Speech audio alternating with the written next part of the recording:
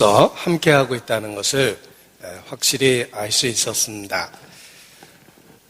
이번 미국 동부지역 하계 수양회는 동부지역에 있는 13개 지역에서 참석을 해서 670명이 참여를 했습니다. 그리고 그 중에 새 참자가 143명입니다. 켄터키주에 있는 저희 교회 수양관에서 이번 동부 하계 수양회가 있었습니다. 너무 큰 나라이기 때문에 동부 지역에서 이동하는 데에도 10시간 이상 대부분 걸리는 그런 그 지역입니다. 그렇게 먼 거리를 자주 오고 가고 또 50만 평 이상 되는 넓은 수양관을 보니까 많은 그 봉사의 손길을 볼 수가 있었습니다. 많은 분들의 기도와 또 희생 속에서 수양관이 준비됐고 잘 사용돼서 해마다 많은 그 분들이 그곳에서의 집회를 통해서 구원을 받고 있습니다. 이번에도 동부 지역에서만 670여 명 참여한 숫자는 예전에 참여한 숫자와 비교했을 때 아주 그 많은 성장을 이룬 숫자입니다. 그래서 점점 더 많은 분들이 미국 지역에서도 구원을 받고 있다는 것을 확인할 수 있었습니다. 켄터키 지역의 수양관에서 하는 하계 수양회가 방문 주 목적이었고 또 방문할 때 아틀란타 교회하고 또 워싱턴 교회하고 방문할 기회가 있었습니다. 이 두 지역도 각각 오래전에 교회당을 준비해서 너무나 좋은 그 여건 속에서 복음을 활발히 전하고 있었습니다. 저는 개인적으로 19년 만에 동부 지역에 방문했습니다. 너무 오래전 기억을 갖고 있어서 그런지 비교가 돼서 그동안에 얼마나 많은 성장이 있었는지 더 확실히 알 수 있었습니다. 9박 10일 선교 여행 중에 또 기도로 기억하고 함께해 주신 많은 분들에게 감사 인사를 드리고 싶습니다. 기도 덕분에 잘 다녀왔습니다. 함께 기도하시겠습니다. 우리 가운데 역사하시는 거룩하신 아버지 하나님, 아무 소망 없었던 저희를 예수 그리스도 안에서 하나님의 자녀 삼아 주시고 천국 소망을 주신 것 진심으로 감사 찬양을 드립니다. 또 주의 몸된 교회의 지체와 일원으로 오늘까지 양육받고 보호받으며 주님 안에서 살 수 있도록 붙잡아 주시는 것도 주님께 감사 찬양을 드립니다. 이 시간 주의 인도하심을 따라 말씀에 순종하여 하나님 앞에 그리스도 예수 안에서 함께 모였습니다. 햇빛으로 만물을 비춰 주시듯이 진리의 빛으로 우리를 비춰 주시고 혹 영과 육에 병들고 어그러진 것 있다면 주의 치유의 능력으로 고쳐 주시기를 주님께 간구합니다. 여러 병든 자를 주께서 친히 고쳐 주셨듯이 이 시간 하나님 앞에 나온 우리 각 사람 살펴주시고 혹 진행적인 죄가 있거나 타협된 생활이 있다면 드러내 주시며 책망해 주시고 또 고쳐 주시기를 주님께 부탁을 드립니다. 이 마지막 때를 주님의 충성된 증인으로 살 수 있도록 주님 일깨워 주시고 또 붙잡아 주시기를 주님께 간구합니다. 또 우리의 가정을 살펴주셔서 주님이 가장 되어 주시고 가족 하나하나 영과 육을 지켜주시기를 주님께 부탁을 드립니다. 소돔 고모라가 멸망하기 직전에 아브라함을 생각하사 롯을 건지신 것처럼 우리에게 속한 가족들을 기억해 주시고 육신의 모든 가족이 영원한 영적 가족이 될 수 있도록 은혜를 더하여 인도해 주시기를 주님께 부탁을 드립니다. 또 우리에게 더 넓게 열어주신 해외 선교에 대하여 주님께 감사를 드립니다. 우리가 비록 이곳에 있지만 늘 같은 마음으로 참여하고 기도와 희생으로 동참할 수 있도록 우리의 마음도 넓혀주시기를 주님께 부탁을 드립니다. 우리 모두 주님 앞에서는 그날 숨겨졌던 모든 것이 드러났을 때 결코 책망받을 일 없이 칭찬과 영광만 받을 수 있도록 우리의 삶을 다스려 주시고 전보다 더 깨끗하게 주님 고쳐주시기를 주님께 부탁을 드립니다. 연약한 가운데도 주의 능력으로 역사해 주시는 것 저희가 알고 더욱 주님께 의지합니다. 우리 각 사람을 붙잡아 주시고 결코 허송세월하지 않도록 우리의 삶을 다스려 주시기를 주님께 간구합니다. 또 주님 안에서 예비된 6월 17일 전도 집회도 한 영혼 우리를 통해 인도해 주시고 주의 역사를 나타내 주시기를 주님께 간구합니다. 이 시간도 함께 하시는 주께 모든 것을 의지합니다. 오직 성령의 나타남과 능력으로 함께하여 주시며 주의 진리로만 우리 모두를 가르쳐 주시옵소서. 주께 의지합니다. 고마우신 우리 구주 예수님 이름으로 기도합니다. 아멘. 네, 성경 요한복음 1장 말씀을 찾겠습니다. 신약성경 요한복음 1장 3절부터 제가 읽어드리겠습니다. 요한복음 1장 3절 말씀부터 함께 보시겠습니다. 신약성경 요한복음 1장 3절입니다. 만물이 그로 말미암아 지은 바 되었으니 지은 것이 하나도 그가 없이는 된 것이 없느니라. 그 안에 생명이 있었으니 이 생명은 사람들의 빛이라. 빛이 어둠에 비치되 어둠이 깨닫지 못하더라. 하나님께로서 보내심을 받은 사람이 났으니 이름은 요한이라. 저가 증거하러 왔으니 곧 빛에 대하여 증거하고 모든 사람으로 자기를 인하여 믿게 하려 함이라. 그는 이 빛이 아니요 이 빛에 대하여 증거하러 온 자라. 참빛 곧 세상에 와서 각 사람에게 비치는 빛이 있었나니 14절 말씀을 다 같이 읽겠습니다. 말씀이 육신이 되어 우리 가운데 거하심에 우리가 그 영광을 보니 아버지의 독생자의 영광이요 은혜와 진리가 충만하더라. 오늘 말씀드리려는 주제도 예수 그리스도입니다. 어떤 본문을 취하든지 모든 본문 속에서 예수께서 그리스도이심을 나타내는 말씀을 발견하는 것이 성경을 올바로 읽는 것입니다. 오늘도 드리려는 말씀은 한마디로 예수 그리스도에 대한 이야기입니다. 성경은 여러 본문을 통해서 예수께서 그리스도이심을 우리에게 증거하고 그 진리의 확실성을 더욱더 가르쳐 주십니다.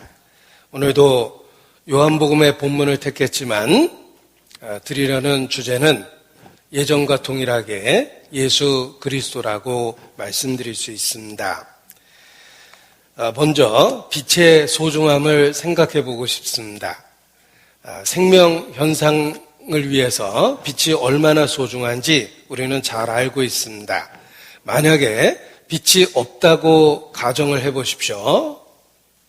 우리가 빛이 없는 그 어둠 속에서 하루 이틀 보내게 된다면 정말 두렵고 공포스러울 거라고 생각을 합니다.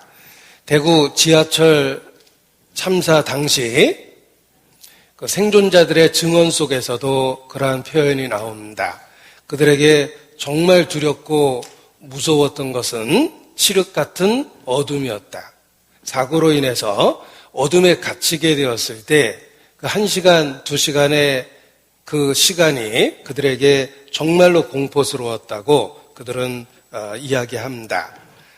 만일 우리에게 빛이 없어지고 캄캄한 어둠 속에 있게 된다면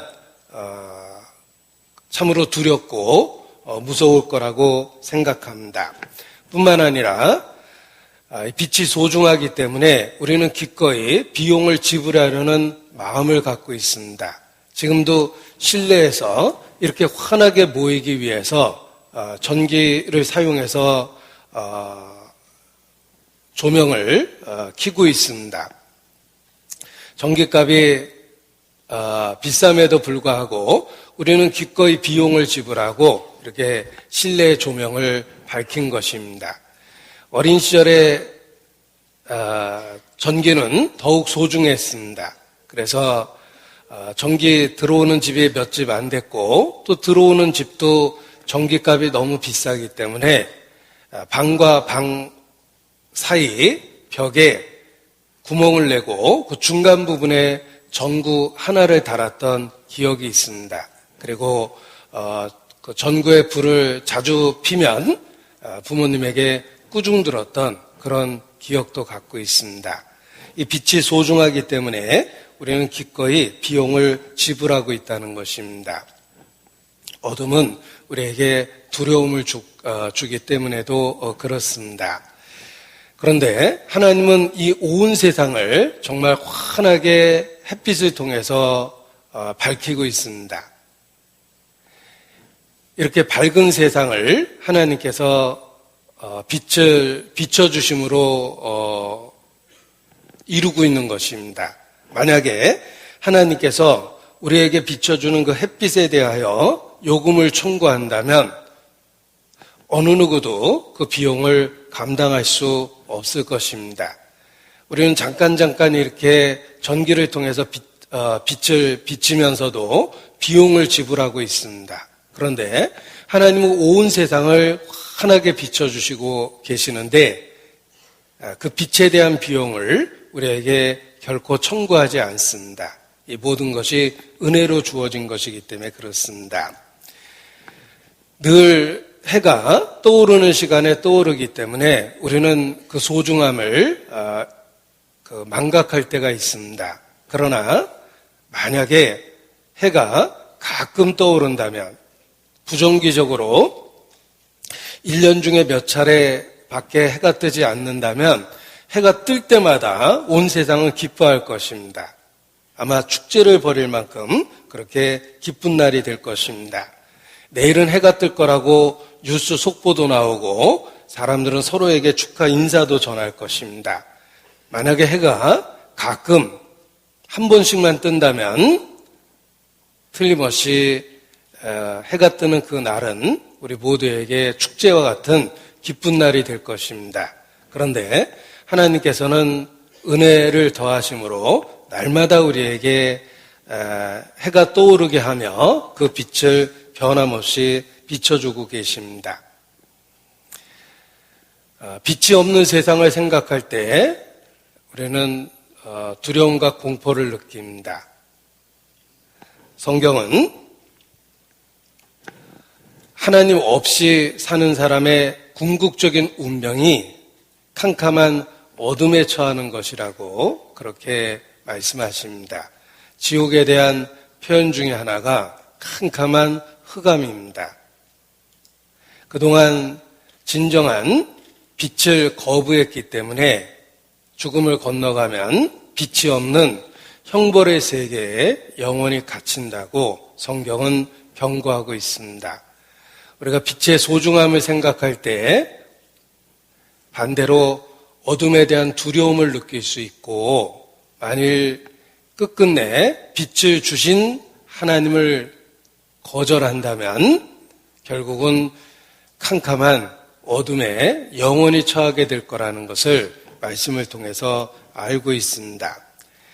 이 물질 세계에 있어서 빛이 참으로 소중한 것처럼 영적으로도 예수 그리스도를 빛에 비유하여 우리에게 얼마나 소중한 분인지를 우리에게 가르쳐주고 계십니다.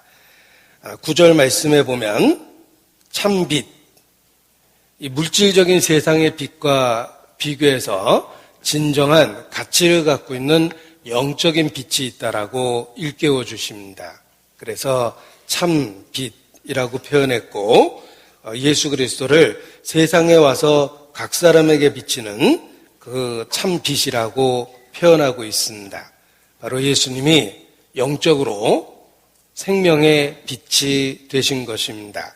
빛의 소중함을, 자연 속에서 빛의 소중함을 우리가 확실히 아는 것처럼 예수께서 영적으로 참 빛 되셨다는 것을 깨닫는다면 예수님이 우리 각 사람에게 얼마나 중요하고 소중한지를 더욱 이해할 수 있습니다.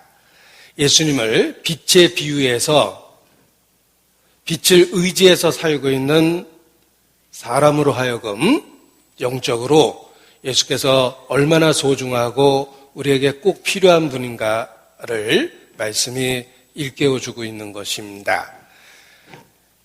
요한복음에 표시하고 히브리서 1장을 보시겠습니다.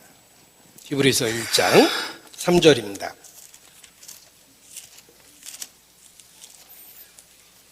히브리서 1장 3절.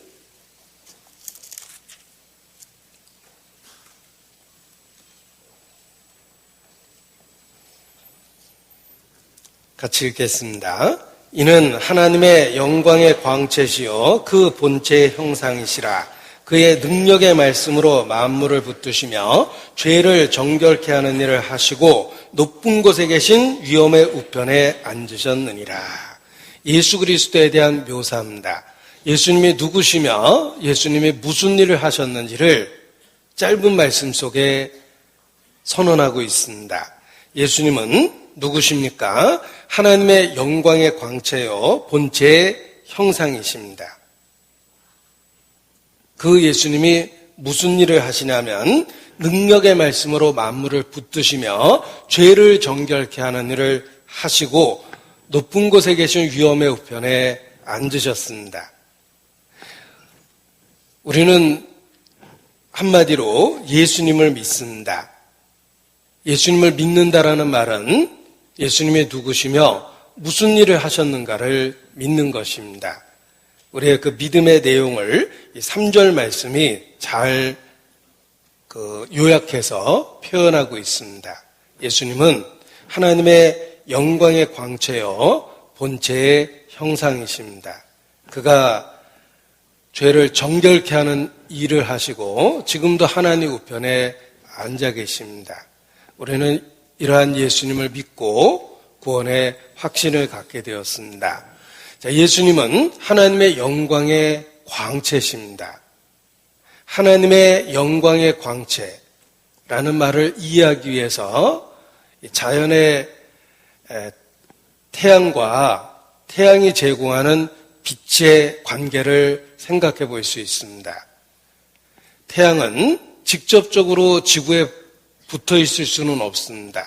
1억 5천만 킬로미터나 떨어져서 우주 한편에 멀리 있습니다. 그러나 멀리 있는 것처럼 보이지만 실제로 지구에 생명이 살아가는데 꼭 필요한 햇빛을 공급해주고 있습니다. 지구에서 우리가 누리고 있는 이 햇빛은 지구에 있는 것이 아니라 먼 태양으로부터 온 것입니다.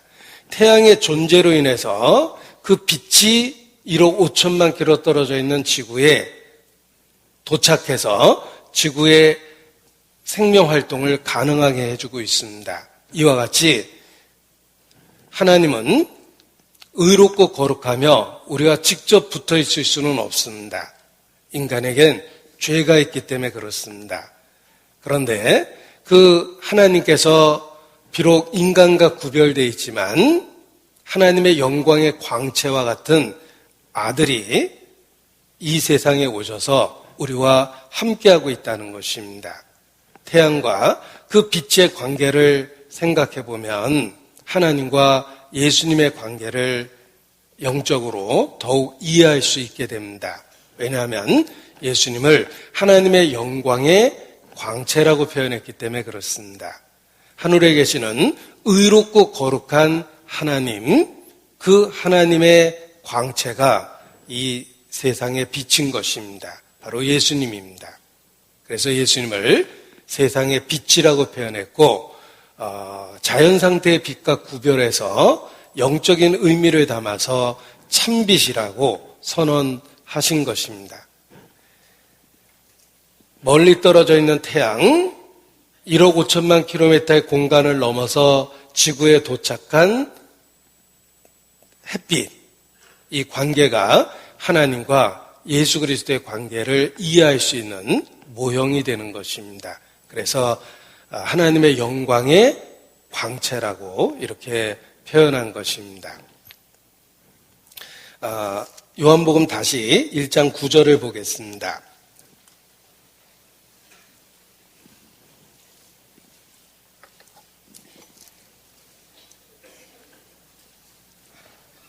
(1장 9절) 참빛 곧 세상에 와서 각 사람에게 비치는 빛이 있었나니.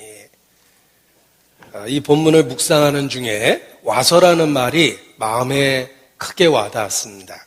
세상에 와서 참빛, 하나님의 영광의 광채가 세상까지 와서 우리에게 비춰진 것입니다. 바로 하나님의 육체를 갖고 이 땅에 오신 것입니다. 예수 그리스도입니다. 세상에 와서 하나님의 영광의 광채인 예수님이 이 세상에 오신 것을 이렇게 표현하신 것입니다.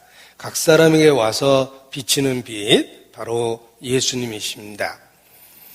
성육신하셔서 우리에게까지 비치도록 우리에게 오신 것입니다.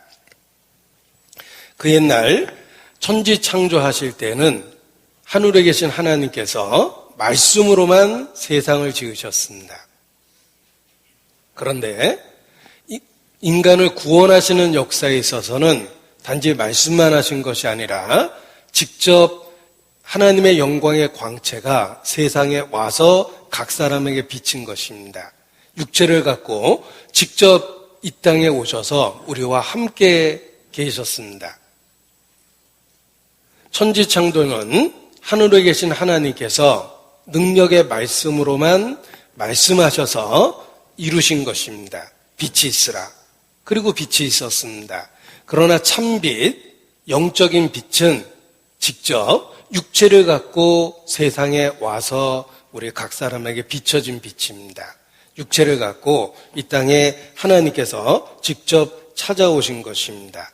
그래서 창조의 역사와 인간을 구원하시는 구원의 역사를 비교해 보면 비교할 수 없을 정도로 놀라운 은혜를 우리에게 베풀어 주신 것입니다. 천지 창조의 놀라운 역사보다 더 놀라운 것은 인간을 구원하시는 역사입니다. 왜냐하면 자연의 빛은 말로만 빛이 있으라 하시고 그대로 되었다고 되어 있지만 인간을 구원하시는 역사는 육체를 갖고 이 땅에 직접 오셨기 때문에 그렇습니다. 그래서 참빛, 곧 세상에 와서 각 사람에게 비치는 빛이 있었다. 이렇게 표현하신 것입니다. 삼국지를 읽었던 내용 중에 삼고철혈라는 그 부분이 있습니다. 초야에 묻혔던 공명을 자기 사람으로 만들기 위해서 유비가 직접 공명의 집을 방문합니다. 한 번, 두 번, 세 번. 직접 유비가 3번이나 찾아온 것에 대해서 결국은 공명이 감동하고 유비의 사람이 되기로 결단을 합니다. 공명이라는 한 인재를 얻기 위해서, 제갈공명이라는 한 인재를 얻기 위해서 유비는 3번이나 그의 집을 방문을 합니다. 그리고 마침내 공명의 마음을 얻었습니다. 그보다 더 놀라운 것은 창조주께서 세상에 오셨다는 것입니다. 육체를 갖고 오셨습니다. 참빛, 그 세상에 온 참빛입니다. 하나님의 영광의 광채가 이 땅에 비춰진 것입니다. 성육신을 이렇게 빛과 비유해서 우리가 알아들을 수 있도록 표현을 해주신 것입니다. 성경에 빛을 만드신, 자연의 빛을 만드신 창세기의 이야기는 예수 그리스도를 이해할 수 있는 데 큰 도움이 됩니다. 왜냐하면 자연세계의 빛을 만드신 것은 모형적으로 결국은 예수 그리스도에 대한 이야기이기 때문에 그렇습니다. 창세기 1장을 보시겠습니다.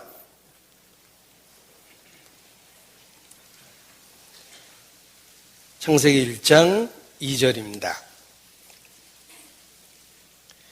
이 창세기에도 하나님은 빛을 만드심으로 창조의 역사를 시작하신 것을 볼 수가 있습니다. 첫째 날 하나님이 하신 일은 빛이 있으라, 빛을 만드신 것입니다. 이 빛을 만들기 전에 땅의 상태가 2절에 묘사되어 있습니다. 2절을 같이 읽겠습니다. 땅이 혼돈하고 공허하며 흑암이 깊음 위에 있고 하나님의 신은 수면에 운행하심이라. 여기 혼돈, 땅의 상태를 보십시오. 이 세상을 땅과 바다라고 표현할 수 있습니다. 이 2절에도 땅과 바다가 나옵니다. 이 깊음이라는 말이 바다를 의미합니다. 아주 깊은 바다를 여기 깊음이라고 이렇게 표현한 것입니다. 이 세상은 땅과 바다로 이루어져 있습니다. 이 세상을 어떻게 묘사했냐면 혼돈, 공허, 흑암으로 묘사하고 있습니다. 빛이 있기 전에 세상의 모습이 그렇습니다. 빛이 있기 전에 세상의 모습은 혼돈과 공허와 흑암입니다. 그러한 세상에 하나님이 하신 첫 번째 일은 빛이 있으라, 빛을 만드시는 역사였습니다. 자, 이것은 자연세계를 창조한 창조에 대한 이야기입니다.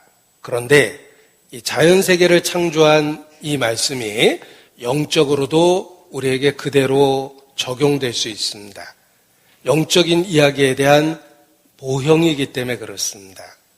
우리도 태생적으로 우리의 삶을 분석해 보면 혼돈, 공허, 흑암이라고 특징 지을 수 있습니다.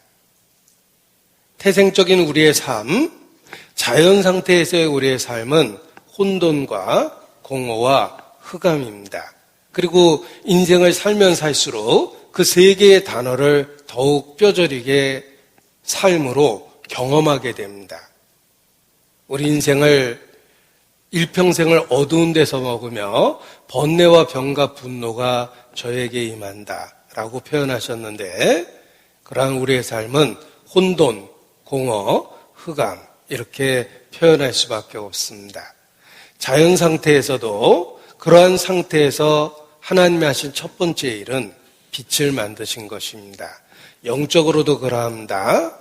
영적으로도 우리는 우리의 삶 자체가 혼돈, 공허, 흑암이었습니다. 그리고 그러한 우리에게 하나님이 하신 첫 번째 일은 참 빛, 생명의 빛을 비춰주는 일이었습니다. 예수 그리스도를 통해서 비로소 하나님 앞에 영적으로 다시 시작하게 된 것입니다. 그것을 거듭남이라고 표현한 것입니다. 그래서 창조의 이야기가 영적으로 그대로 예수 그리스도와의 관계 속에서 모형이 되는 것이다라고 말씀드릴 수 있는 것입니다. 제가 그렇게 억지로 해석한 게 아니라 성경이 그렇게 해석한 것입니다. 고린도 후서 4장입니다.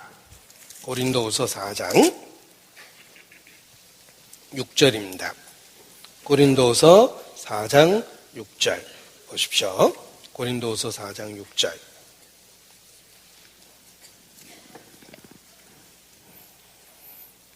고린도 후서 4장 6절 같이 읽겠습니다. 어두운 데서 빛이 비치리라 하시던 그 하나님께서 예수 그리스도의 얼굴에 있는 하나님의 영광을 아는 빛을 우리 마음에 비추셨느니라. 천지창조의 빛을 만드신 그 역사를 영적인 일로 모형으로 우리에게 설명해 주고 계십니다.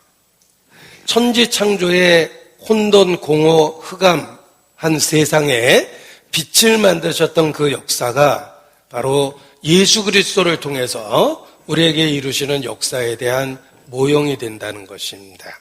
그래서 어두운 데서 빛이 비치리라 하시던 그 하나님께서 창세기 1장의 하나님이십니다.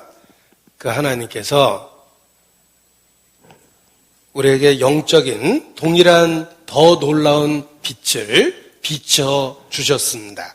예수 그리스도의 얼굴에 있는 하나님의 영광을 아는 빛을 우리 마음에 비추셨느니라. 그리스도 이전에 우리의 마음은 혼돈, 공허, 흑암의 상태였습니다. 그러한 우리에게 참빛을 비춰주셨습니다. 그 참빛은 예수 그리스도 자신이며 하나님의 영광을 아는 빛입니다. 그래서 예수님을 참빛이다. 세상의 자연 상태의 빛을 만드신 그 하나님이 진정한 영적인 참된 빛을 우리에게 주시는데 그분이 바로 예수 그리스도다라고 이렇게 말씀하고 계시는 것입니다. 요한복음 9장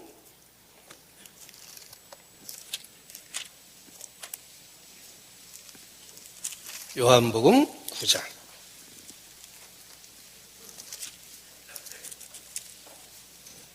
5절입니다. 요한복음 9장 5절 같이 읽겠습니다. 내가 세상에 있는 동안에는 세상의 빛이로다. 예수님은 자신을 우리가 이해할 수 있도록 비유적으로 설명하셨는데 자신을 빛으로 설명하신 것입니다. 내가 세상에 있는 동안에는 세상의 빛이로다. 요한복음 8장 12절입니다. 8장 12절 같이 읽겠습니다. 예수께서 또 일러 가라사대 나는 세상의 빛이니 나를 따르는 자는 어둠에 다니지 아니하고 생명의 빛을 얻으리라. 예수님을 믿는다는 것이 어떤 의미가 있는지 우리에게 이해시켜 주기 위해서 자신을 빛으로 선언했습니다. 혼돈하고 공허하며 흑암이 기쁨이 있던 그 세상에 하나님은 빛이 있으라 하시며 천지창조의 사역을 시작하신 것처럼 우리에게 영적인 생명의 사역을 예수 그리스도를 통해서 이루신다는 것입니다. 예수님은 세상의 빛입니다. 생명의 빛이십니다. 자, 이러한 예수님의 선언은 이미 구약시대에도 사용되었던 표현 중에 하나입니다. 구약시대에도 하나님이 우리에게 어떤 의미가 있는지를 이해시켜 주려고 하나님을 태양에 비유하곤 하셨습니다. 시편 27편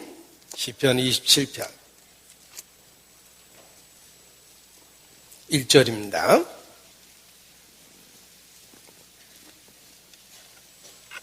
시편 27편 1절입니다. 같이 읽죠. 여호와는 나의 빛이요 나의 구원이시니 내가 누구를 두려워하리요. 여호와는 내 생명의 능력이시니 내가 누구를 무서워하리요. 자, 하나님이 우리에게 어떤 의미가 있는지를 확실히 이해시켜 주기 위해서 이 빛이라는 자연의 빛의 절대성을 하나님에게 그대로 적용한 것입니다. 그래서 고백하기를 시편의 기자도 여호와는 나의 빛이시라 이렇게 표현한 것입니다.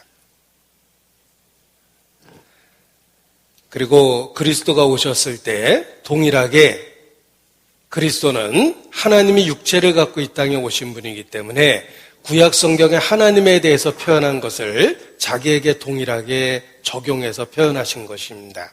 자신을 빛으로, 세상의 빛으로, 생명의 빛으로, 그리고 참빛으로 선언하신 것입니다.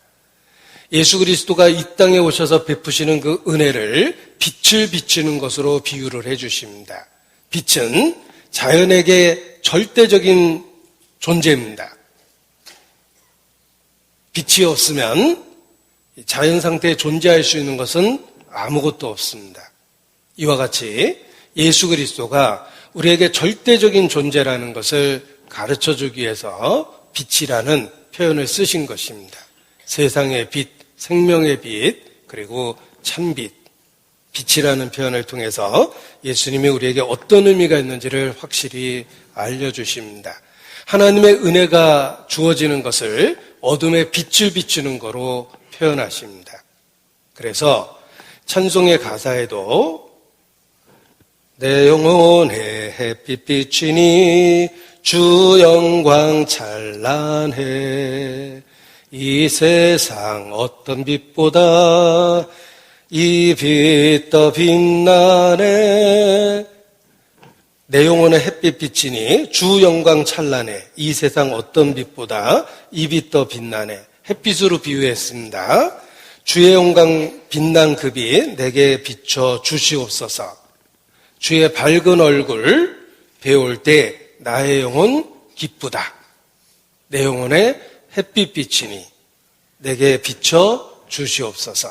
하나님의 은혜가 주어지는 것을 빛을 비추는 것에 비유해서 우리로 하여금 그 은혜가 절대적으로 필요하다는 것을 가르쳐 주시는 것입니다. 우리는 빛 없이 살 수 없습니다. 그리스도 없이는 결코 살 수 없습니다. 그리스도는 생명의 빛이며 세상의 빛이며 참빛이기 때문에 그렇습니다. 그리스도로 말미암아 주어지는 은혜는 어둠에 비치는 빛과 같습니다. 우리에게 그 빛을 비춰주고 계시는 것입니다. 시편 이사야서 9편입니다. 이사야서 9편.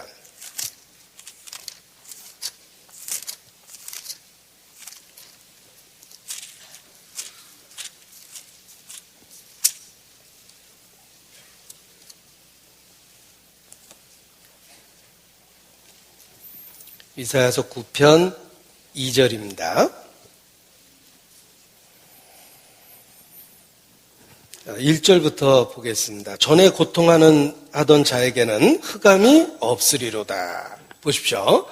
그리스도를 통해서 주시는 은혜를 표현한 것입니다. 전에 고통하던 자에게는 흑암이 없으리로다. 다시는 어둠이 있지 않는다는 뜻입니다. 왜냐하면 그리스도라는 빛이 주어졌기 때문입니다. 그리스도를 통해서 주시는 은혜를 빛으로 비유하셨습니다. 그리스도 안에 있는 자에게는 다시는 흑암이 없습니다.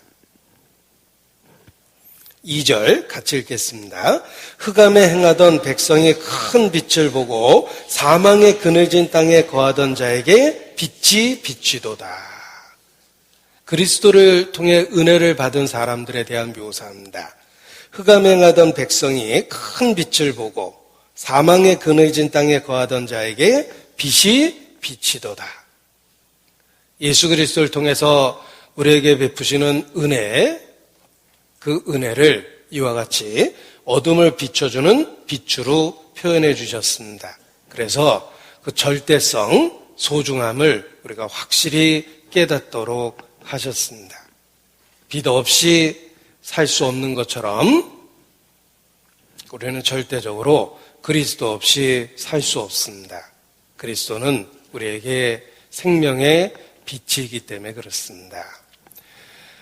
하나님의 은혜, 그리스도를 통해서 주시는 은혜를 빛에다 비유하니까 햇빛을 느낄 때마다 하나님의 은혜를 느낄 수 있었습니다.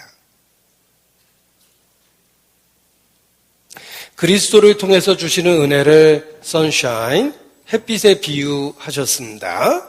우리는 늘 햇빛을 누리며 삶을 살아가고 있습니다. 그 햇빛을 볼 때마다, 누릴 때마다, 느낄 때마다 참빛 주님을 느낄 수 있습니다. 해가 비춰지는 모든 곳에서 하나님의 은혜를 우리는 온몸으로 느낄 수 있습니다. 주님은 지금도 우리에게 생명의 빛이며 세상의 빛이며 참빛이기 때문에 그렇습니다. 학창시절에 불렀던 팝송이 있습니다. 당시에는 팝송을 한국말로 이렇게 발음대로 적어서 열심히 따라 불렀는데 그 팝송 가사를 들어도 그리스도가 생각이 났습니다. You are my sunshine, my only sunshine. You make me happy when skies are gray. You never know, dear, how much I love you. Please don't take my sunshine away. 원래는 이거보다 더 잘 부를 수 있습니다. 그런데 교회당에서 팝송 부르려니까 안 불러지는 겁니다. You are my sunshine. 당신은 나의 햇빛입니다. My only sunshine. 나의 유일한 햇빛입니다. You make me happy when skies are gray. 하늘이 그 잿빛이 될 때, 우울해질 때 당신은 나를 행복하게 합니다. You will never know, dear, how much I love you. 내가 당신을 얼마나 사랑하시는지 잘 모를 겁니다. Please don't take my sunshine away. 내게 그 햇빛을 가져가지 마세요. 뭐 이런 가사의 내용인데 제 생각에는 이거 은혜 찬송에 막 듣고 싶다라는 생각도 했습니다. You are my sunshine, my only sunshine. 나의 유일한 햇빛은 예수 그리스도를 생각나게 해주기 때문에 그렇습니다. 예수님은 빛이십니다. 어떻게 주님을 잊어버리겠습니까? 우리가 빛을 누리면서 매일의 삶을 살고 있습니다. 따사로운 햇빛을 온몸으로 느끼면서 주님을 더욱 느낄 수 있습니다. 어린 시절에는 교실 안이 더 추웠습니다. 그래서 쉬는 시간에는 아이들이 바깥에 나와서 햇빛에 이렇게 언 몸을 녹이다가 다시 종치면은 수업 들으러 교실 안으로 들어갔는데 항상 교실 안이 그늘져서 더 추웠습니다. 그래서 종만 치면 휴식 시간에 다들 바깥에 햇빛에 이렇게 나와 있었던 기억을 갖고 있습니다. 그 당시에도 햇빛이 얼마나 소중한지 느낄 수 있었는데 그 자연의 빛이 소중하게 느껴진 만큼 그리스도가 내게 얼마나 소중한 존재인지를 더욱더 자연스럽게 깨달을 수 있었습니다. 왜냐하면 그 자연의 빛이 소중한 것 그 이상으로 영적인 의미로 그리스도는 우리에게 참빛이 됐고 생명의 빛이 됐고 세상의 빛이 됐기 때문에 그렇습니다. 예수님은 우리에게 생명의 빛이십니다. 하나님은 천지 창조의 그 과정 속에서 첫 번째로 빛을 만드시고 빛을 생명의 원천이 되게 하셨습니다. 그리고 예수 그리스도를 그 빛으로 비유해서 우리에게 얼마나 절대적으로 필요한 분인지를 깨닫게 하신 것입니다. 누가 태양 없이 햇빛 없이 살아갈 수 있습니까? 누가 그리스도 없이 하나님 앞에 존재할 수 있습니까? 우리는 육체적으로 자연적으로 햇빛이 꼭 필요한 것처럼 그리스도는 나에게 절대적인 존재일 수밖에 없다는 것을 고백할 수밖에 없습니다. 그리스도는 생명의 빛이기 때문에 그렇습니다. 자연 상태의 빛을 묵상해 보면 그리스도께서 우리에게 어떤 의미와 유익이 있는지를 더욱 깨달을 수 있습니다. 자연의 빛이 소중한 만큼 참빛은 더욱 소중하기 때문에 그렇습니다. 이 자연의 빛을 묵상해 봤습니다. 첫 번째, 빛은 에너지를 발생시킵니다. 지구상에 존재하는 모든 것들은 태양 에너지를 통해서 힘을 얻고 생명의 힘을 얻고 살아가게 됩니다. 동물이나 식물이나 다 마찬가지입니다. 태양을 통해서 에너지를 얻습니다. 광합성장형이라고 알려진 것도 태양 에너지를 통해서 우리가 생명활동에 필요한 에너지를 얻는다는 뜻입니다. 빛은 에너지를 발생시킵니다. 우리의 영적인 힘이 그러합니다. 육신적으로도 우리가 빛을 의지해서 살아가는 것처럼 영적으로도 그리스도를 의지해서 때마다 일마다 필요한 힘을 공급받고 살아가는 것입니다. 이 강당 안에 있는 모든 그 물건들도 잘 살펴보면 전기와 관련해서 때로는 이렇게 소리를 확장시키는 앰프가 되기도 하고 또 어두운 곳에서 밝게 보이게 하는 조명 장치가 되기도 하며 또 더운 날에는 시원한 공기를 만들어내는 에어컨을 작동시키기도 합니다. 전기가 모든 것에 공급이 되어 있기 때문에 이 건물이 움직여지고 유용하게 되는 것입니다. 마찬가지로 생명의 빛이 되신 예수 그리스도를 통해서 우리가 영적인 필요한 모든 힘을 어떤 상황에서든지 얻게 되는 것입니다. 빛은 에너지를 만들어줍니다.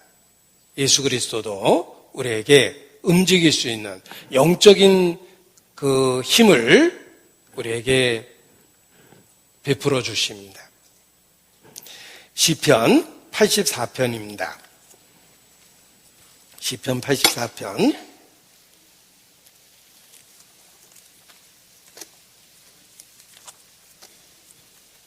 11절입니다.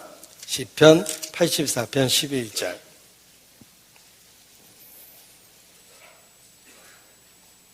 (84편) 11절입니다. 같이 읽겠습니다. 여호와 하나님은 해요 방패시라. 여호와께서 은혜와 영화를 주시며 정직히 행하는 자에게 좋은 것을 아끼지 아니하실 것임이니라. 자, 하나님 우리에게 은혜와 영화를 주시고 좋은 것을 아끼지 않고 우리에게 베풀어 주십니다.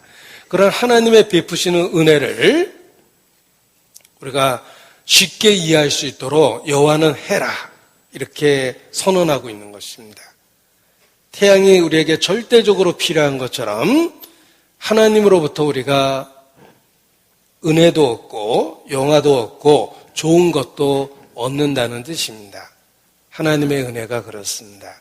시편 36편 9절입니다. 시편 36편 9절입니다. 제가 이 9절 외울 때마다 369, 369, 369 이렇게 외웁니다. 시편 36편 9절입니다. 369.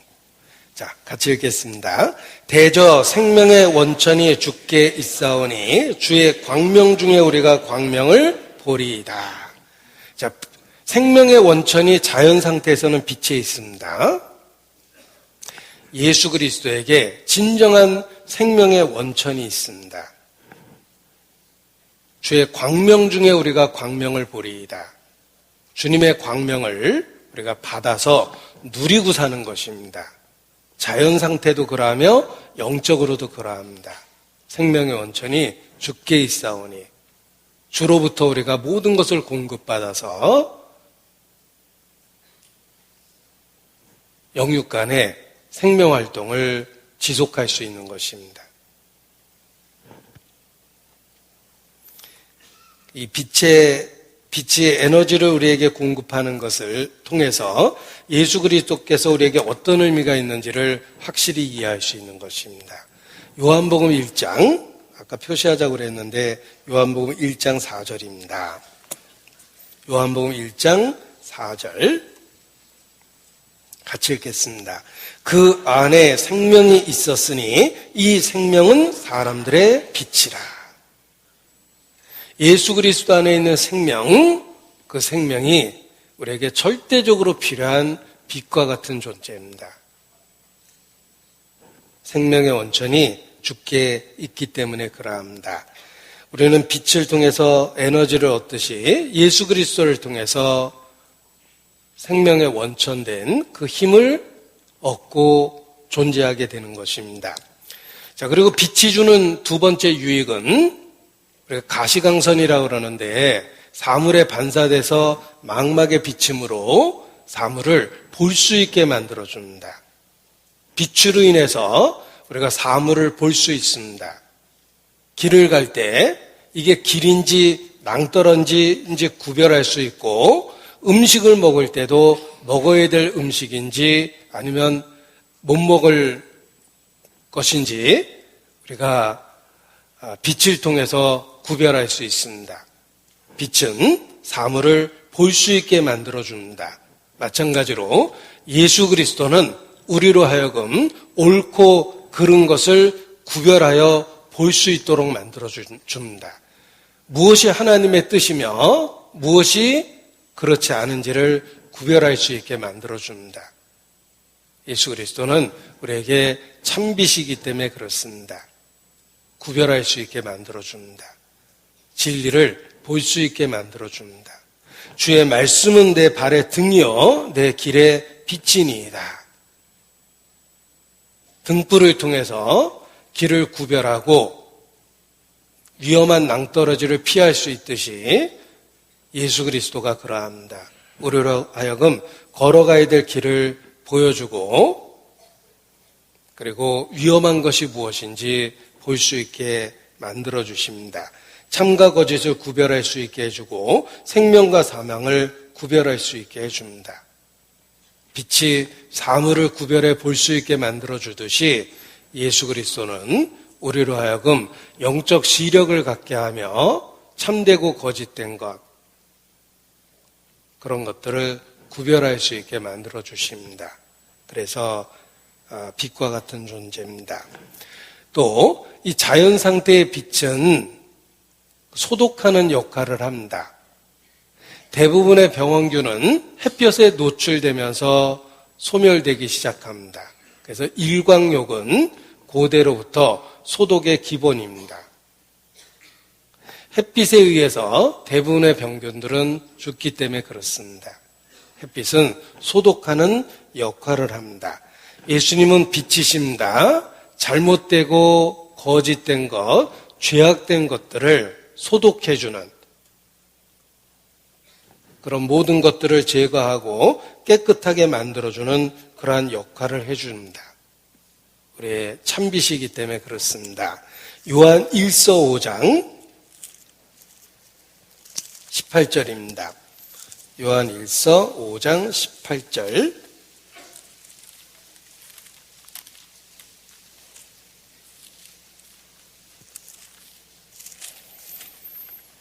요한 1서 5장 18절입니다. 같이 읽겠습니다. 하나님께로서 난 자마다 범죄치 아니하는 줄을 우리가 아노라. 하나님께로서 나신 자가 저를 지키심에 악한 자가 저를 만지지도 못하느니라. 죄로부터 구별시켜주는 하나님의 능력이 있습니다. 마치 햇빛이 소독하는 역할을 하는 것처럼 그리스도는 악한 것으로부터 우리를 구별시켜주고 악한 것으로부터 우리를 지켜주십니다. 참빛이기 때문에 그렇습니다. 우리가 햇빛이 우리 몸에 얼마나 유익한지를 여러 가지로 설명하는데 햇빛을 쬐일 때 예를 들면 비타민 D가 우리 몸에서 합성돼서 건강에 큰 도움이 된다라는 이야기를 합니다. 그래서 일정한 시간 햇빛에서 운동할 수 있도록 이렇게 권유를 하기도 합니다. 우리의 육체는 햇빛과 반응해서 많은 유익된 것을 누립니다. 하나님이 그렇게 하셨습니다. 영적인 빛도 그러합니다. 우리가 주님을 가까이 하면 마치 햇빛을 온몸으로 쬐이는 것과 같습니다. 육체적으로도 비타민 D가 합성돼서 건강에 도움이 되듯이 주님과 함께하는 그 시간은 우리를 영육간에 건강하게 만들어줍니다. 주님은 참 빛이시기 때문에 그렇습니다. 그리고 우리 안에 면역성을 높이고 그리고 질병에 대한 치유 효과도 만들어내듯이 그리스도께서 우리에게 동일하게 그런 능력을 베푸십니다. 영적인 참빛이기 때문에 그렇습니다. 그래서 햇빛에다 끊임없이 비유하는 것입니다. 말라기서 보겠습니다. 구약성경 제일 끝에 말라기가 있습니다. 말라기 4장 2절입니다.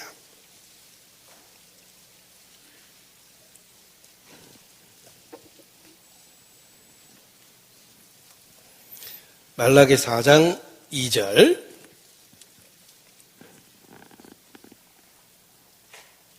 같이 읽겠습니다. 내 이름을 경외하는 너희에게는 의로운 해가 떠올라서 치료하는 광선을 발하리니 너희가 나가서 외양간에서 나온 송아지같이 뛰리라. 자, 이 말씀을 죽음을 건너가서 천국에서 이루어질 일이라고만 생각하면 안 됩니다. 메시아, 약속된 그리스도를 통해서 우리에게 주시는 축복에 대한 묘사입니다. 따라서 그리스도가 우리에게 있을 때 이와 똑같은 은혜를 경험하게 됩니다. 내 이름을 경외하는 너에게는 의로운 해가 떠올라서 그리스도 자신입니다. 치료하는 광선을 발하리니 지금도 그렇습니다. 우리가 그리스도와 동행하면 의로운 해가 떠오르고 치료하는 광선을 발하게 됩니다. 그래서 영육간에 강건해지게 되는 것입니다. 그리스도는 참빛입니다. 지금도 그리스도와 함께하는 자에게 치료하는 광선을 발하십니다. 우리를 영육간에 강건하게 해주시는 은혜가 있는 것입니다. 그리고 태양의 신비 중에 하나는 그 증발을 통해서 깨끗한 담수를 만들어낸다는 것입니다. 지구상에 있는 물이 오염되어 있는 경우가 많습니다. 바닷물은 소금과 혼합되어 있어서 바로 마실 수가 없습니다. 또 육지에서 발견되는 물들은 되게 노출되어 있기 때문에 더러운 것이 많이 함유되어 있습니다. 예를 들면 비가 오는 날 질적거리는 물들을 보십시오. 그런 물을 마실 수는 없습니다. 또 쓰레기 처리장에 모여있는 빗물들, 쓰레기에 오물과 뒤섞여서 냄새가 나기도 합니다. 그런데 태양은 놀라운 일을 행합니다. 그 모든 것들을 증발시켜서 깨끗한 순수한 담수를 끌어냅니다. 바닷물 속에서도 소금을 제외한 순수한 물을 끌어올리고 또 육지상에 있는 오물, 오수 속에서 더러운 물 속에서 태양은 순수한 물을 끌어올립니다. 그래서 다시 지구상에 깨끗한 물을 돌려줘서 우리가 그 물을 사용할 수 있게 되는 것입니다. 아무리 더러운 오물이 가득한 물도 태양 열을 받으면 증발해서 오물은 지상에 남고 순수한 물 성분만 증발돼서 위로 올라가서 구름에 합류하게 됩니다. 이것이 태양이 이루는 놀라운 역사입니다. 영적으로도 그러합니다. 우리는 지상에서 태생적으로 죄성을 갖고 태어났습니다. 우리의 영적 상태는 마치 쓰레기 처리장에 모여있는 물들과 같이 오염된 상태입니다.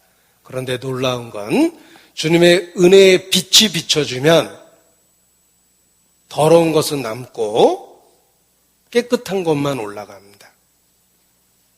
그것이 하나님의 능력입니다.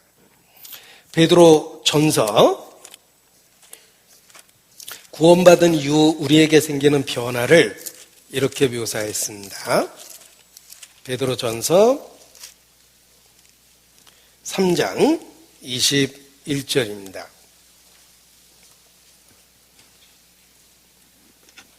베드로전서 3장 21절 함께 읽습니다. 물은 예수 그리스도의 부활하심으로 말미암아 이제 너희를 구원하는 편이 곧 세례라. 육체의 더러운 것을 제하여 버림이 아니여 오직 선한 양심이 하나님을 향하여 찾아가는 것이라. 자, 구원을 받았다고 해서 우리 육체가 갑자기 천사가 되지는 않습니다. 육체의 더러운 것을 제하여 버리는 것은 아닙니다. 아직까지 우리 육체 안에는 구원받기 전에 있었던 죄성이 그대로 있습니다. 미움, 시기, 질투, 분노, 탐식, 탐욕, 탐색 모든 죄성이 그대로 있습니다. 그런데 놀라운 것은 주님께서 은혜의 광선을 비춰주시면 선한 양심이 살아나서 하나님을 향하여 찾아갑니다. 분명히 죄성이 가득한 내 육체인데 하나님에 대한 반역의 의지가 본능 깊숙이 자리 잡고 있는 내 육체임에도 불구하고 주님은 치료의 광선을 발하시고 그 오물 상태에서 깨끗한 물만 증발시키듯이 선한 양심을 끌어냅니다. 그래서 내 본성과 다른 생각, 본성과 다른 말, 그리고 본성과 다른 삶의 목표를 갖고 삶을 살게 됩니다. 기적입니다. 태양이 오물에서 깨끗한 물만 끌어올리듯이 그리스도는 죄성이 가득한 우리 육체, 아직도 그러함에도 불구하고 우리 속에서 선한 양심을 끌어내서 그것을 통해서 우리를 움직이십니다. 예수 그리스도는 우리 모든 성도에게 참빛이요 생명의 빛이십니다. 그래서 더러운 죄성 속에서도 순수한 물을 끌어올리듯이 선한 양심을 만들어내고 그것으로 우리를 움직이시는 것입니다. 자, 그리고 햇빛은 본능적으로 더 자려고 하는 우리를 깨우는 효과가 있습니다. 아무리 늦잠을 자려고 해도 햇빛이 강하게 방 안으로 들어오고 눈에 비춰지게 되면 깊은 잠이 달아나기 시작합니다. 그 강한 햇빛 때문에 깊은 잠에서 깨어나기 시작하는 것입니다. 그래서 더 자려고 하는 사람은 본능적으로 햇빛을 손으로 가리죠. 아니면 이렇게 뒤집어지죠. 눈을 이렇게 베개 속으로 쳐박게 됩니다. 왜냐하면 빛은 깊은 잠에서 우리를 깨우기 때문에 그렇습니다. 마치 강한 손으로 흔들어 깨우듯이 햇빛은 깊은 잠에서부터 우리를 깨어나게 만들어줍니다. 영적으로도 그러합니다. 그리스도가 우리를 비춰주시면 영적인 잠에서부터 깨어나게 됩니다. 더 자고 싶은 본능이 있지만 주님은 우리를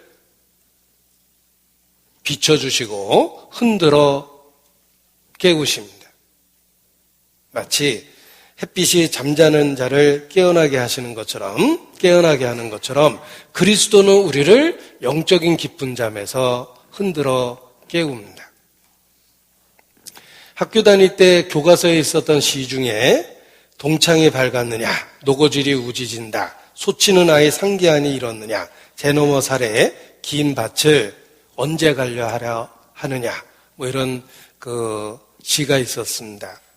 그 잠자고 있는 아이에게 동창이 밝았다라고 일깨워 줍니다.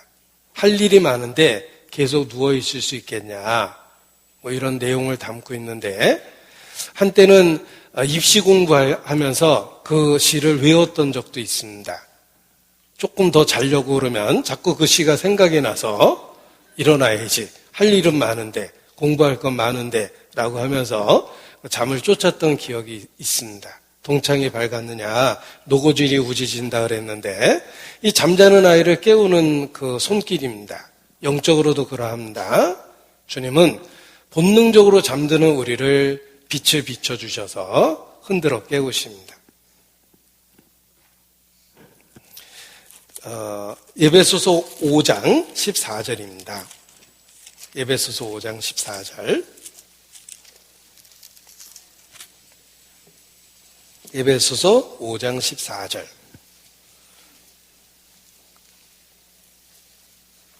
13절, 14절을 같이 읽겠습니다. 그러나 책망을 받는 모든 것이 빛으로 나타나나니 나타나지는 것마다 빛이니라. 그러므로 이르시기를 잠자는 자여 깨어서 죽은 자들 가운데서 일어나라. 그리스도께서 내게 비치시리라 하셨느니라. 자, 영적인 잠자는 자를 그리스도께서 비춰주십니다. 일어나게 만들어주십니다. 어떻게 비춰주시냐면 책망, 잘못된 것을 드러내고 꾸짖는 겁니다. 책망을 통해서 우리를 깨워주십니다. 그래서 책망을 받는 모든 것이 빛으로 나타나나니 나타나지는 것마다 빛이니라. 잠자는 자가 깨어서 죽은 자들 가운데서 일어나라. 책망을 통해서 우리를 깨워주십니다. 그리스도께서 내게 빛이시느니라.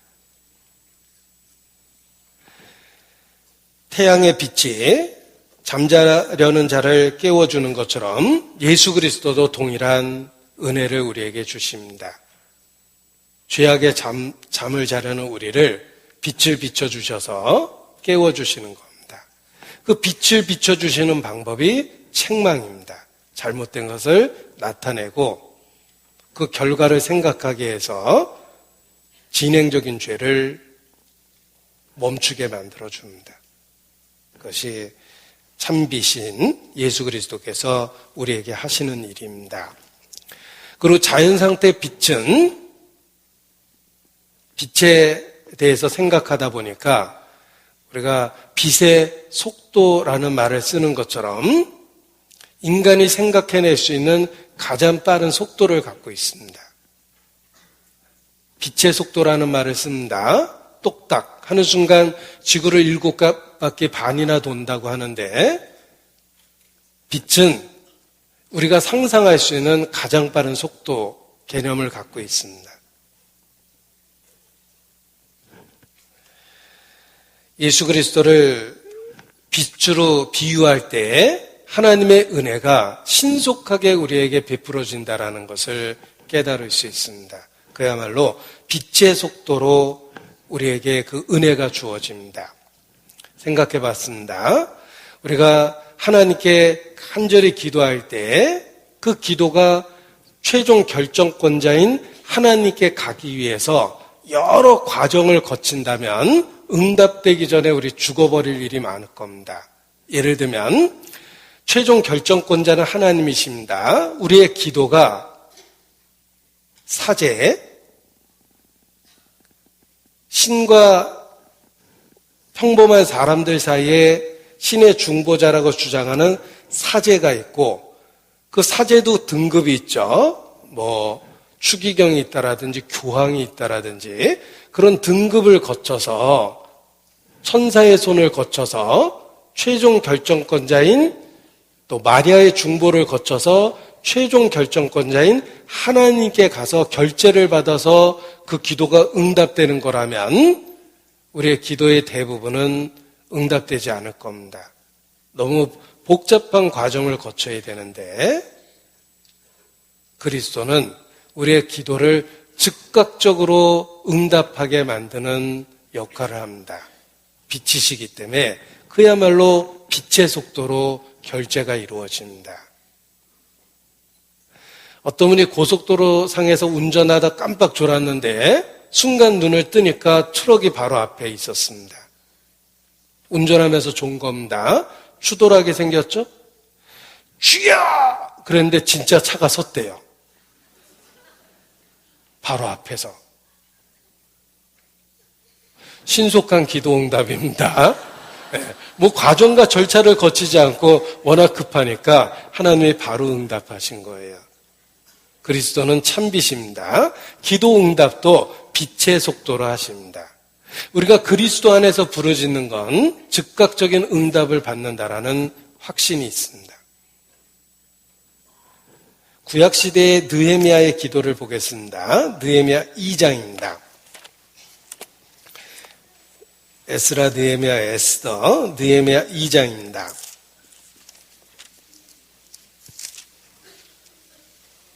4절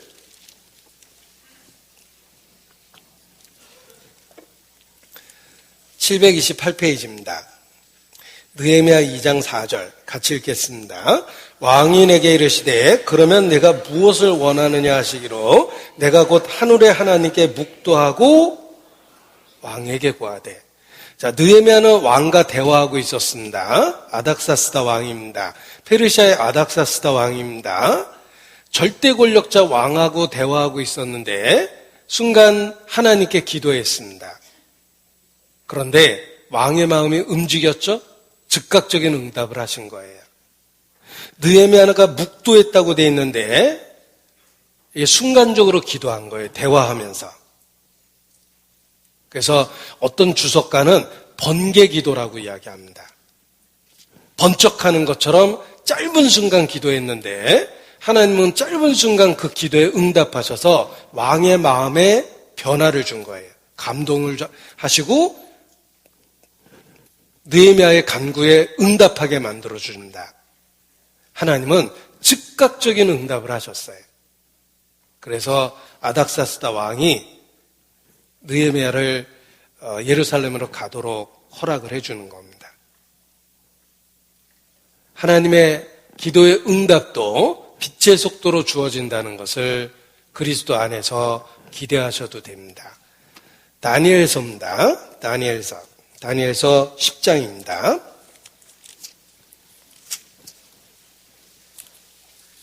다니엘서 10장 12절 1251페이지입니다.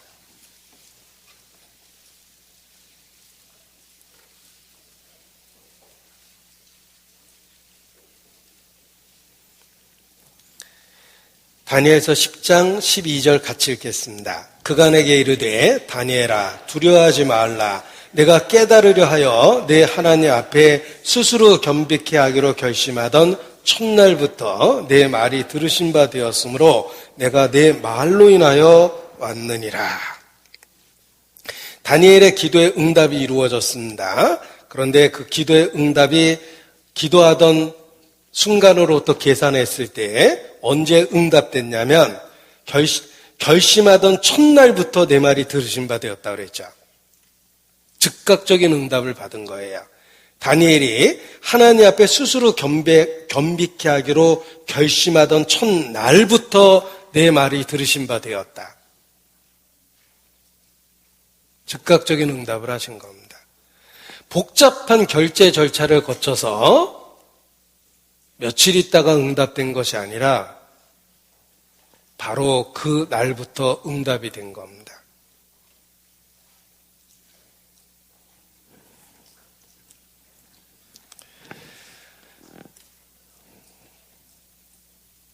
어떤 사람이 오랫동안 전도 권유를 받고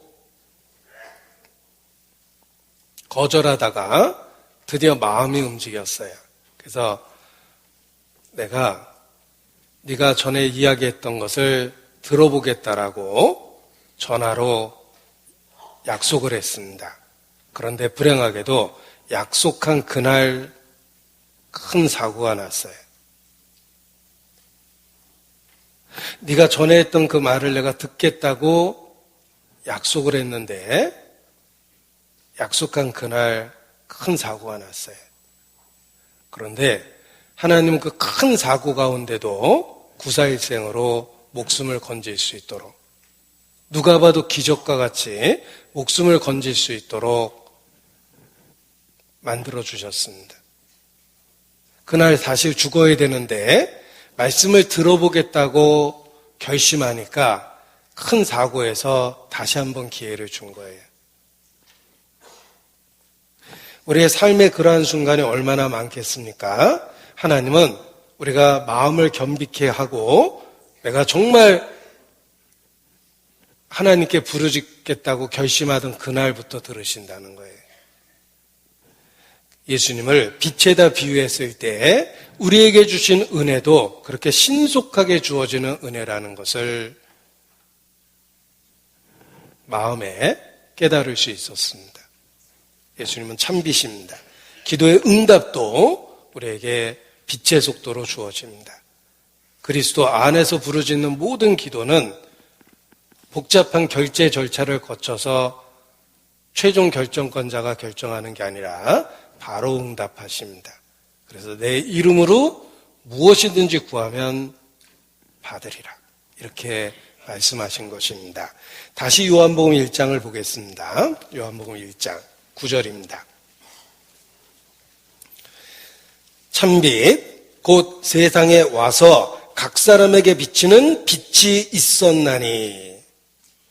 자, 각 사람에게 비쳤습니다. 예수님은 세상에 와서 각 사람에게 비쳤습니다. 그런데 그 각 사람 모두가 다 구원을 얻는 건 아닙니다. 이 자연의 빛도 하나님은 그 해를 악인과 선인에게 비치시며 비를 의로운 자, 불의한 자 모두에게 내리신다고 말씀하셨습니다. 자연의 빛도 하나님은 악인과 의인 모두에게 비치십니다. 하늘에서 비를 내릴 때도 의로운 자와 불의한 자 모두에게 비를 내리십니다. 예수 그리스도는 참빛입니다. 각 사람에게 비치는데 모든 사람에게 빛을 비춰주십니다. 그런데 그 빛을 받는 모든 사람이 구원을 받는 게 아니라는 데 문제가 있습니다. 왜냐하면 그 빛을 깨닫지 못하고 그 빛을 거절하기 때문에 그렇습니다. 여기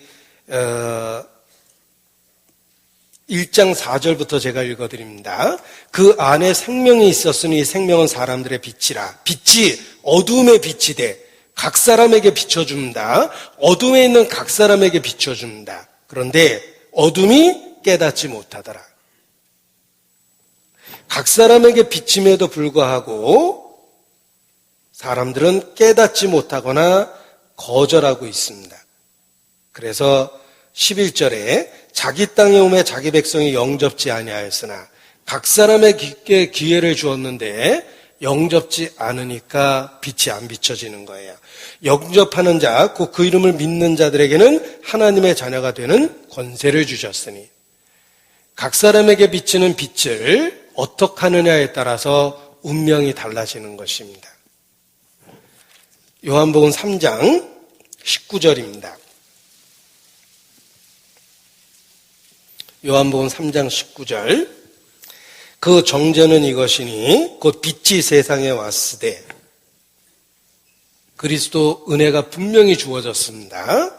사람들이 자기 행위가 악함으로 빛보다 어둠을 더 사랑한 것이니라. 그 빛을 거절하는 거예요. 20절 악을 행하는 자마다 빛을 미워하여 빛으로 오지 아니하나니 이는 그 행위가 드러날까 하며 진리를 쫓는 자는 빛으로 오나니 이는 그 행위가 하나님 안에서 행한 것임을 나타내려 함이니라. 참빛 곧 세상에 와서 각 사람에게 비치는 빛이 있었습니다. 각 사람에게 의인이나 악인이나 하나님은 각 사람에게 빛을 비춰주십니다. 그런데 사람들의 선택이 다르다는 거예요. 어떤 사람은 빛을 미워하고 어떤 사람은 진리를 쫓아 빛으로 다가오고 그 각 사람의 선택에 의해서 영원한 운명이 달라지는 것입니다.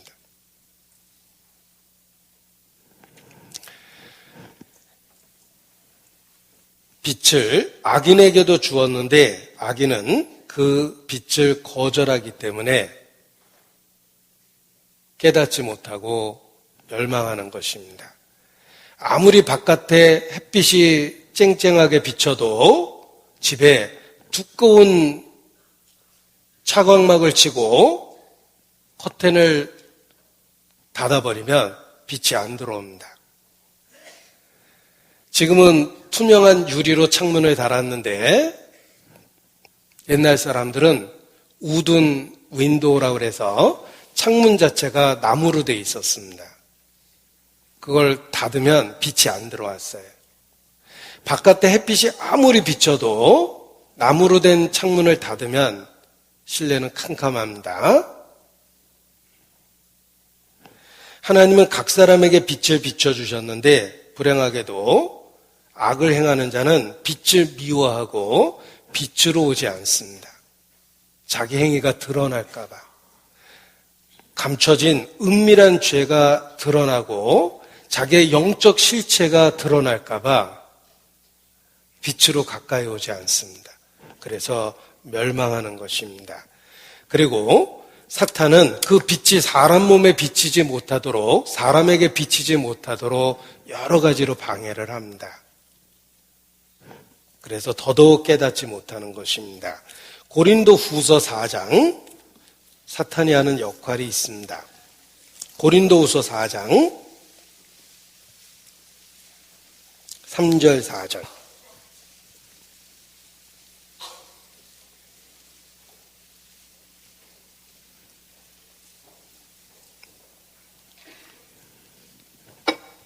고린도후서 4장 3절, 4절 같이 읽겠습니다.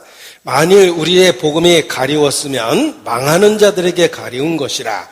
그 중에 이 세상 신이 믿지 아니하는 자의 마음을 콤밉게 하여 그리스도의 영광의 복음의 광채가 비치지 못하게 함이니 그리스도는 하나님의 형상이니라. 자, 이 세상 신, 곧 사탄입니다. 이 세상에서 역사하는 사탄, 어둠의 세력입니다. 그는 사람들의 마음에 그리스도 영광의 복음의 광채가 비치지 못하도록 합니다. 특히 사탄이 역사하는 사람은 누구냐면 믿지 아니하는 자들입니다. 그 믿지 아니하는 자들의 마음을 콤밉게 해서 빛이 비춰지지 못하도록 합니다. 빛을 거절하면 사단의 역사를 더욱 경험하게 됩니다.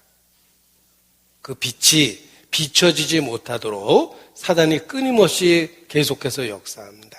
믿지 아니하는 자의 마음에 사탄이 더욱 역사하는 것입니다. 하나님은 모든 사람이 구원을 받고 진리를 알기 원하십니다. 그래서 참빛, 그 세상에 와서 각 사람에게 빛을 비춰줬습니다. 그런데 그 빛이 어둠의 빛이 돼 어둠이 깨닫지 못하더라. 그 빛의 의미를 깨닫지 못하는 사람이 있습니다. 그리고 자기 행위가 드러날까 봐 어둠을 사랑함으로 빛을 미워합니다. 고의적으로 그 빛을 거절합니다. 마음에 창문을 닫아 걸고 빛이 비춰지지 못하도록 합니다. 그러한 불신자의 마음속에 이 세상 신이 역사해서 그리스도 영광의 복음의 광채가 비치지 못하도록 합니다. 그래서 계속해서 어둠 속에 있게 되는 것입니다. 그런 어둠 속에서 인생을 살면 잠시 후에 죽음을 건너가면 영원한 어둠 속에 있게 됩니다. 왜냐하면 참빛을 거절했기 때문에 그렇습니다. 그것이 불신자의 결국 마지막 운명이 되는 것입니다. 예수님은 빛이십니다. 참 빛입니다. 세상에 비추셨습니다. 비춤으로 말미암아 빛과 어둠이 구별되게 되었습니다. 그리스도에게 속한 자와 그렇지 않은 자가 구별되게 됐습니다. 하나님의 어둠을 만드신 것이 아니라 빛을 비춰주심으로 말미암아 빛과 어둠이 구별된 겁니다. 그리스도가 이 땅에 오셔서 빛과 같이 비춰주십니다. 그리스도에게 속한 자와 그리스도를 거절한 자가 구별되게 됩니다. 그리스도는 우리의 영적인 신분을 구별시킵니다. 요한 1서 5장입니다. 요한 1서 5장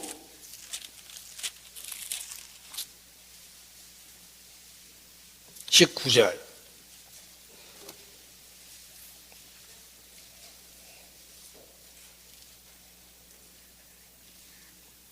19절 같이 읽겠습니다.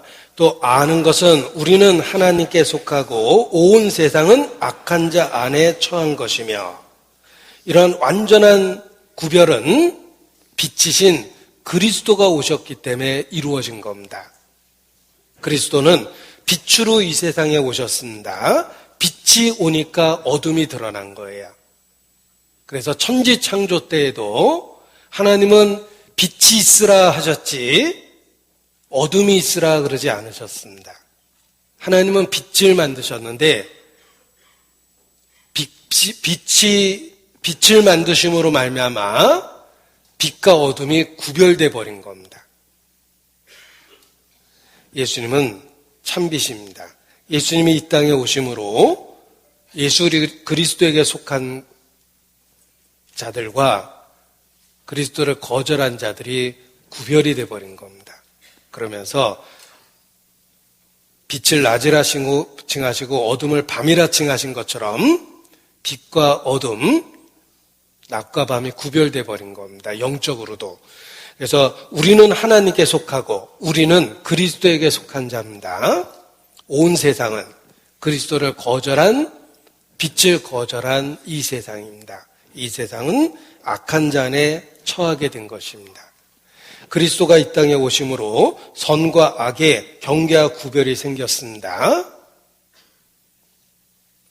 빛과 어둠이 구별되듯이 그리스도께서 이 땅에 오심으로 말미암아 생명과 사망이 구별되었고 선과 악이 완전하게 구별돼 버린 겁니다. 그래서 우리가 참빛 대신 예수님께 속해 있을 때 생명 안에 있게 되고 하나님이 선이라고 선언한 그 안에 있게 되는 것입니다. 성경은 천국을 구별과 구분에 대한 이야기로 설명하십니다.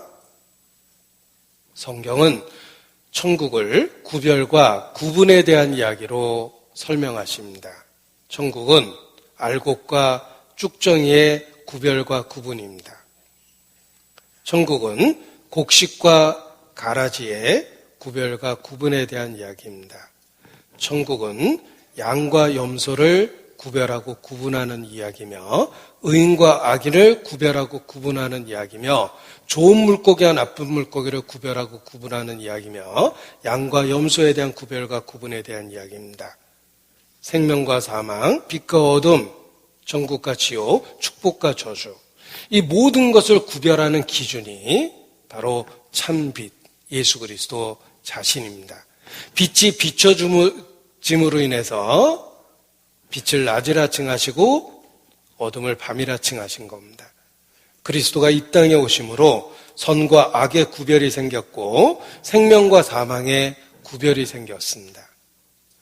그리스도 안에 있을 때 우리가 빛 안에 있게 된 것입니다. 의인의 길은 돋는 햇볕 같아서 점점 더 빛나서 원만한 광명에 이르고, 그리고 반대되는 길이 있습니다. 악인의 길은 어둠 같아서 그가 거쳐 넘어져도 그것이 무엇인지 깨닫지 못하느니라. 의인의 길이 있고 악인의 길이 있습니다. 우리가 아는 것은 우리는 하나님께 속하고 온 세상은 악한 자 안에 처한 것이라. 예수 그리스도로 말미암아 완전한 구별과 구분이 이루어진 겁니다. 우리 자신도 그 구별과 구분을 분명히 해야 됩니다. 중간은 없습니다. 우리가 그리스도 안에 있고 그리스도에게 속해 있어야 됩니다. 어중간한 것은 치명적인 실수입니다. 요한복음 8장 12절입니다.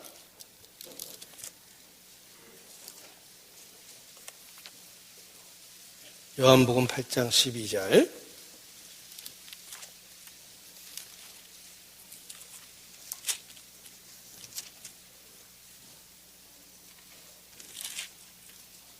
같이 읽겠습니다. 예수께서 또 일러 가라사대 나는 세상의 빛이니 나를 따르는 자는 어둠에 다니지 아니하고 생명의 빛을 얻으리라. 나를 따르는 자는 어둠에 다니지 아니하고 예수님께 속해 있을 때 빛 가운데 머물게 되는 것입니다. 구별과 구분시켜 줍니다. 너희가 전에는 어둠이더니 이제는 주 안에서 빛이라. 빛의 자녀들처럼 행하라. 그리스도 예수와 함께할 때 빛 가운데 속하게 되고 어둠에 다니지 않게 됩니다. 그리스도 안에서 우리를 빛으로 만들어 주셨고 빛의 자녀들처럼 행하라고 말씀하십니다. 너희는 세상의 빛이라. 산 위에 있는 동네가 숨기지 못할 것과 같다. 우리를 세상의 빛이라고 선언하셨고 너희의 선한 행실을 나타내라고 말씀하십니다. 너희의 선한 행실이 바로 사람들에게 비치는 빛과 같이 될 거라고 말씀하십니다. 그래서 우리가 그리스도에게 속하여 빛에 속하게 된 것처럼 빛 가운데 행하라고 말씀하십니다. 그 빛은 아무리 작아 보여도 어둠과 분명하게 구별되는 빛입니다. 그리스도가 우리 안에서 행하시는 일이 어둠과 구별되는 빛과 같습니다. 누가 옛 이야기에 동전 하나를 주면서 이걸로 방안을 가득 채워보라고 요구를 했는데 어떤 종도 동전 하나로 방안을 채우지 못했습니다. 아무리 싼 걸 사와도 방안의 일부밖에 채워지지 않았는데 한 지혜로운 종이 동전 하나로 방을 가득 채웠답니다. 그것은 무엇일까요? 촛불입니다. 촛불 하나를 샀는데 촛불은 켜놓으니까 방안 전체가 밝아졌기 때문입니다. 이것은 선행이 얼마나 큰 영향력을 주는지를 나타내주는 옛 이야기 속에 들어있는 교훈입니다. 우리가 그리스도에게 속하여 세상의 빛이 되면 그 빛은 어둠과는 분명하게 구별되는 선행입니다. 그래서 그 빛을 보고 사람들이 그 빛의 근원인 예수님을 찾게 되는 것입니다. 그래서 너의 선한 행실을 보고 하나님께 영광을 돌리게 하라라고 말씀하셨습니다. 자, 예수님을 믿는 우리는 참빛을 마음에 받아들였습니다. 그래서 빛에 속하게 되었습니다. 빛에 속했기 때문에 빛의 자녀들처럼 행해야 됩니다. 빛의 자녀들처럼 행하는 선행은 아무리 작은 것도 어둠을 드러내고 빛을 구별시켜주는 충분한 역할을 합니다. 그래서 빛의 근원이 되신 주님께 영광을 돌릴 수 있게 되는 것입니다. 참빛, 그 세상에 와서 각 사람에게 비치는 빛이 있었다는 말씀처럼 예수님은 우리에게 참빛이요 생명의 빛이요 세상의 빛이십니다.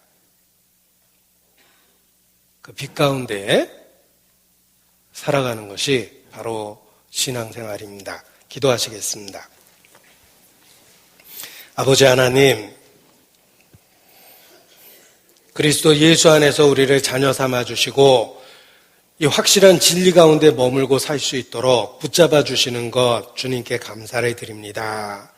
또 주님 안에서 예비된 6월 17일 전도 집회도 우리를 통해서 한 영혼 한 영혼 인도해 주시고 많은 영혼들을 빛이 되신 주님께 인도할 수 있도록 주님 도와주시기를 주님께 부탁을 드립니다.